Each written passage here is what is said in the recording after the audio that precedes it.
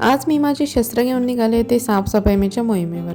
सकाळी सकाळी मस्त चहा वगैरे घेतला, स्वयंपाक केला आणि आज मार्गशीर्ष महिन्यातला तिसरा गुरुवार असल्यामुळे मस्त पूजा वगैरे मांडली. सुनील आले मला डोकं लावायला की काय चहा वगैरे पिती. म्हटलं तुम्ही किती नाही म्हटले तरी मी पिणारच आहे. हे ऐकून ते निघून गेले आणि मी माझा चहा एन्जॉय केला.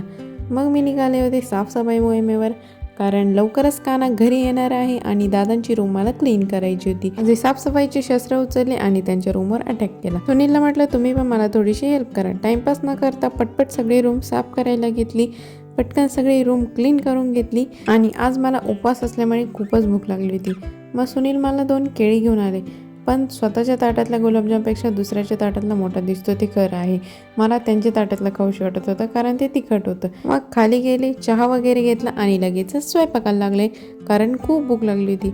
मस्तपैकी मेथीची भाजी बनवली आणि कोरडं दोडकं बनवलं. देवीला नैवेद्य वगैरे दाखवला आणि कहाणी वाचून घेतली.